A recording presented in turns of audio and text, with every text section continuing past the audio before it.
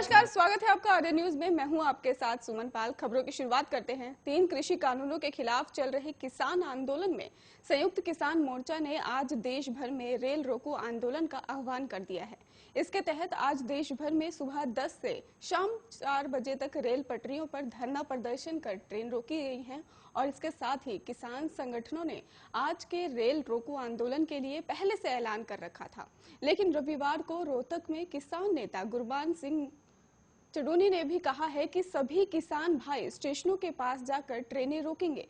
किसानों ने हरियाणा के सोनीपत रेलवे स्टेशन की पटरियों पर डेला डाला हुआ है और बिहार के लालगंज रेलवे स्टेशन और कर्नाटक के विजयपुरा रेलवे स्टेशन पर किसानों ने प्रदर्शन शुरू कर दिया है। इसके अलावा नई दिल्ली, पुरानी दिल्ली और गाजियाबाद जैसे स्टेशनों पर भी अगले 2 घंटे में पहुंचने और गाड़ियों को अपने तय सीमा पर पहुंचाने की कोशिश अभी भी जारी है, लेकिन इक्का दुक्का गाड़ी ही 15 मिनट की देरी से पहुंच रही है। कृषि कानूनों के खिलाफ किसानों के प्रदर्शन की वजह से अब तक उत्तर रेलवे जोन के 30 स्थान प्रभावित हुए हैं। ये जानकारी रेल रोको आंदोलन पर उत्तर रेलवे के सीपीआरओ ने ही दी है और संयुक्त किसान मोर्चा के रेल रोको आंदोलन के आह्वान के मद्देनजर सोनीपत जंक्शन रेलवे स्टेशन पर बड़ी संख्या में सुरक्षा बल तैनात किया गया है। हरियाणा के बहादुरगढ़ में प्रदर्शनकारी रेलवे ट्रैक पर बैठे हुए हैं। गुरबान सिंह चडूनी ने यह भी कह दिया है कि 3 कृषि कानूनों को रद्द कराने, एमएसपी पर फसलों की खरीद की गारंटी का कानून बनवाने और लखीमपुर खीरी हत्याकांड में गृह राज्य मंत्री अजय मिश्रा की गिरफ्तारी की मांग को लेकर ये आंदोलन चल रहा है। इसको सफल बनाने के लिए सभी जगहों पर किसान आगे आए हैं और अभी भी आंदोलन जारी है।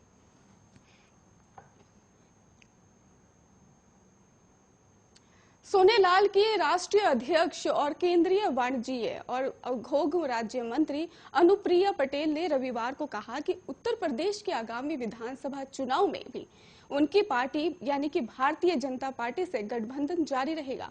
और अनुप्रिया ने अपने पति विधान परिषद सदस्य आशीष पटेल की क्षेत्रीय विकास निधि से निर्मित डॉक्टर सोनेलाल पटेल सामुदायिक भवन का लोकार्पण करने के बाद कहा कि उनकी पार्टी उत्तर प्रदेश के आगामी विधानसभा चुनाव में भी बीजेपी के गठबंधन से जारी रहेगी। और इसके साथ ही उन्होंने कहा कि सीटों के बंटवारे के संबंध में जल्द ही बीजेपी संगठन से बात करके उसे अंतिम रूप दिया जाएगा। गौरतलब है कि अपना दल ने 2014 और 2019 के लोकसभा चुनाव में बीजेपी से गठबंधन में 2 सीटों पर चुनाव लड़ा था और दोनों ही सीटों पर जीत भी हासिल की थी। उसने 2017 में उत्तर प्रदेश विधानसभा का पिछला चुनाव भी बीजेपी के गठबंधन करके ही लड़ा था, जिसमें उसने 9 विधायक निर्वाचित हुए थे। और अनुप्रिया ने एक सवाल में यह भी कह दिया है कि लखीमपुर खीरी कांड में उनकी पार्टी आरोपियों के खिलाफ सख्त कार्रवाई किए जाने की मांग कर चुकी है और उसने किसानों की मौत पर दुख भी जताया है। केंद्रीय मंत्री ने यह भी कह दिया कि नए कृषि कानूनों को लेकर किसानों और सरकार के बीच जारी गतिरोध को दूर किया जाना चाहिए और किसानों और सरकार के बीच वार्ता होनी चाहिए। इससे पहले अनुप्रिया आज अपने पूरे परिवार के साथ अपना दल के संस्थापक सोनेलाल पटेल की जन्म स्थली कन्नौज जिले के तालग्राम ब्लॉक के बगुलाही ग्राम पहुंची और जहां आशीष पटेल की क्षेत्रीय विकास निधि से निर्मित सामुदायिक भवन का लोकार्पण किया और अपने पिता की 12वीं पुण्यतिथि पर भी उन्हें श्रद्धांजलि अर्पित की है।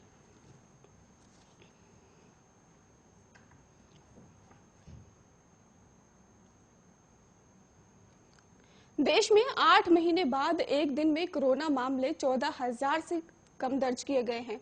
सोमवार सुबह स्वास्थ्य मंत्रालय की ओर से ताजा आंकड़ों के मुताबिक पिछले 24 घंटे में 13,596 नए कोरोना केस और से 166 जो है वो संक्रमित मिले हैं।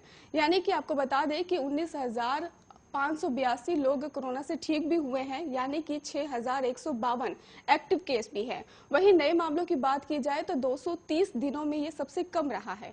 कोरोना महामारी की शुरुआत से लेकर अब तक कुल 3,40,81,000 लोग संक्रमित हुए हैं।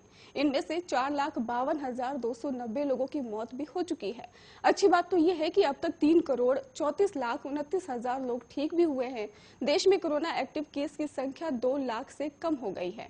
कुल 1,79,600 94 लोग अभी भी कोरोना वायरस से संक्रमित पाए गए हैं, जिनका इलाज अभी भी जारी है।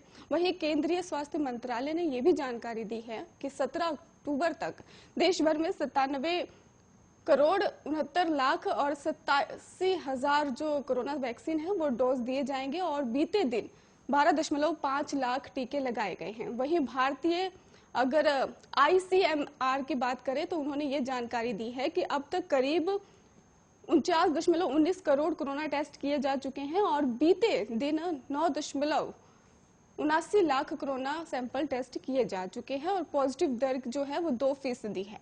देश में कोरोना से मृत्यु दर की अगर बात करें तो 1.33% बताई जा रही है, जबकि रिकवरी रेट 98.10% है। आपको बता दें कि कोरोना एक्टिव केस मामले में दुनिया में भारत अब 10वें स्थान पर पहुंच चुका है और कुल संक्रमितों की संख्या के मामले में भारत दूसरे स्थान पर है, जबकि अमेरिका, ब्राजील और सबसे ज्यादा मौत भारत में ही हुई है।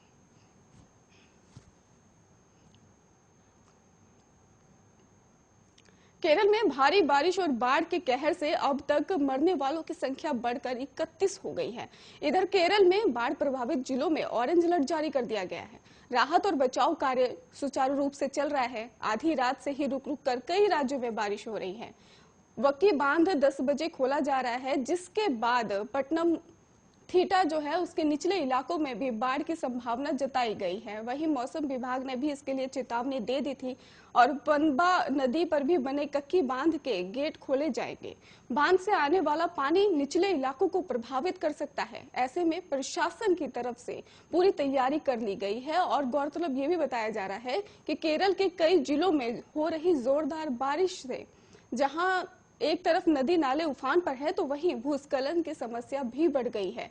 केरल में 2 दिनों की बाढ़ और बारिश ने 2 दर्जन से ज्यादा जिंदगी जो है उसको ले लिया है और इसके साथ ही रविवार रात केरल में 26 लोगों की जान भी चली गई है।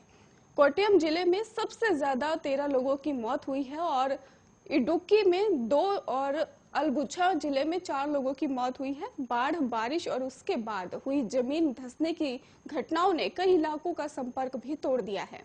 आपको बता दें कि मौसम विभाग ने इसको लेकर पहले ही अलर्ट जारी कर दिया था। केरल के कोने कोने में भी आई आफत के बीच सेना, नौसेना समेत NDRF की टीम में भी बचाव कार्य में जुटी हुई हैं। वहीं लोगों का सुरक्षित ठिकानों तक पहुंचाने का काम भी जारी है, लेकिन बारिश के कारण जो है कई रास्ते भी बंद कर दिए गए हैं। वहीं 2018 में अगर 18 में बात की जाए तो बाढ़ में जो हुई थी तबाही, उसको ध्यान में रखते हुए प्रशासन ने पूरी तरह से अलर्ट पर रख दिया है और इसके साथ ही केरल में मौसम की तल्खी को देखते हुए अगले आदेश तक पर्यटक स्थलों को भी बंद करने का आदेश दे दिया गया है।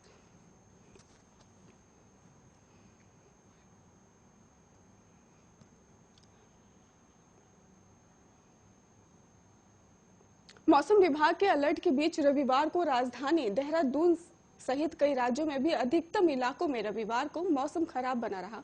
वहीं मौसम विभाग द्वारा 17 अक्टूबर रविवार से 2-3 दिन तक चारधाम सहित अधिकांश पर्वतीय क्षेत्रों में भारी बारिश की चेतावनी जारी की गई है और खराब मौसम के कारण केदारनाथ यात्रा को अस्थायी रूप से सोमवार तक के लिए रोक दिया गया है।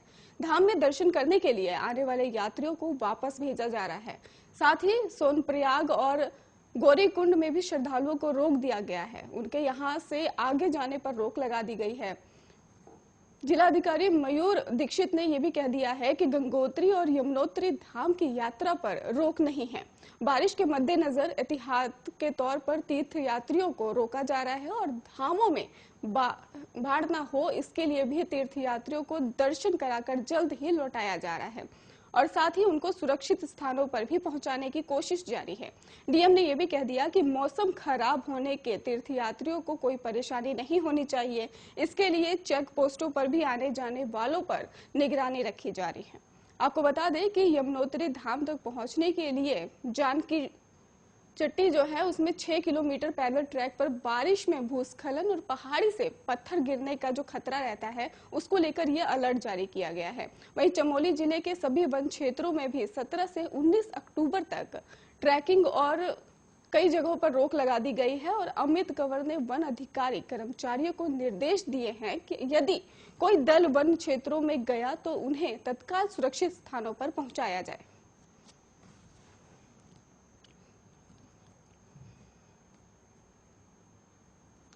कांग्रेस के चुनाव प्रचार अभियान समिति के नवनियुक्त प्रमुख पीएल पुनिया ने रविवार को कहा कि प्रियंका गांधी वाड्रा उत्तर प्रदेश में पार्टी के चुनाव प्रचार अभियान का चेहरा होंगी और वो अभी राज्य में सबसे लोकप्रिय राजनीतिक शख्सियत हैं।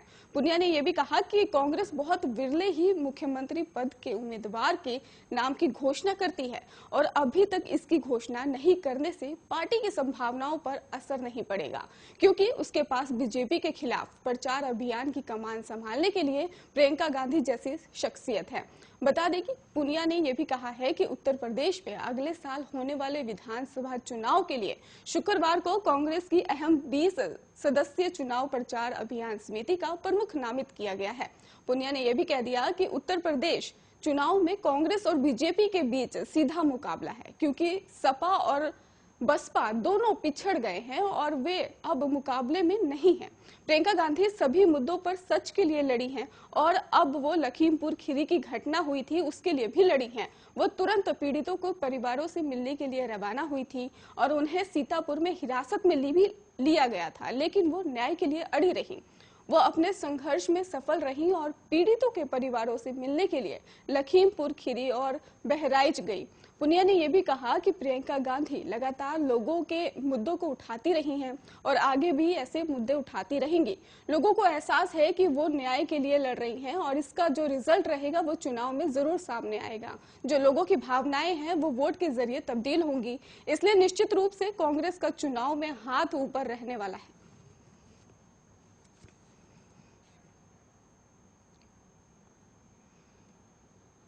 जम्मू कश्मीर में मारे गए बिहार के लोगों को लेकर विपक्ष सरकार हमलावर है। नेता प्रतिपक्ष तेजस्वी यादव ने इसके लिए सीधा मुख्यमंत्री नीतीश कुमार को जिम्मेदार ठहरा दिया है। तेजस्वी ने कहा कि रविवार को बिहार के 2 श्रमिकों को जम्मू कश्मीर आतंकवादियों ने मौत के घाट उतार दिया था। इसके पहले शनिवार को भी एक श्रमिक की हत्या कर दी गई थी। तेजस्वी ने यह भी कहा कि इससे पहले एक और बिहारी मूल के श्रमिक की हत्या की जा चुकी है। बिहार में नौकरी और रोजगार को लेकर तेजस्वी ने कहा, अगर आपकी सरकार ने 16 साल से किए जा रहे सुशासन के दावे के अनुरूप सचमुच में रोजगार सृजन पर गंभीरता से कुछ भी किया होता तो इनकी भांति करोड़ों बिहार वासियों को हर साल पलायन की नहीं करना पड़ता, वो इसके लिए विवश नहीं होते। आप ही की सरकार की नाकामी के कारण ये सभी आतंकवाद की भेंट चढ़े हैं। युवक अपने घर से दूर एक आतंकवाद प्रभावित दूसरे राज्य में रोजगार की तलाश में पलायन करने के लिए विवश होता है। इसके साथ ही तेजस्वी ने कहा कि अपनी सरकार की नाकामी को छुपाने के लिए नीतीश कुमार बड़ी बनावटी मासूमियत से प्रवासी मजदूरों शब्द का आपत्ति जताते हैं, पर पलायन के जहर को गरीब बिहार वासियों के जीवन से मिटाने का कोई ईमानदार प्रयास नहीं करते। सरकार ने तो खूब दावा किया था कि धारा 370 हटने से आतंकवाद का घाटी से अंत हो जाएगा, लेकिन खूब उछल कूद करने के बाद भी नीतीश कुमार की पार्टी ने बिना सोचे समझे लिए गए इस कदम का देश के लिए ऐतिहासिक दिन बताकर समर्थन किया था। जब सब कुछ इतना सामान्य हो चुका था तो क्यों आपकी सरकार में बैठे लोग दबी जुबान से जम्मू कश्मीर जाकर रोजगार तलाशने के लिए श्रमिकों की ही आलोचना कर रहे हैं। खबरों का सिलसिला लगातार जारी है, आप देखते रहिए आर्य न्यूज।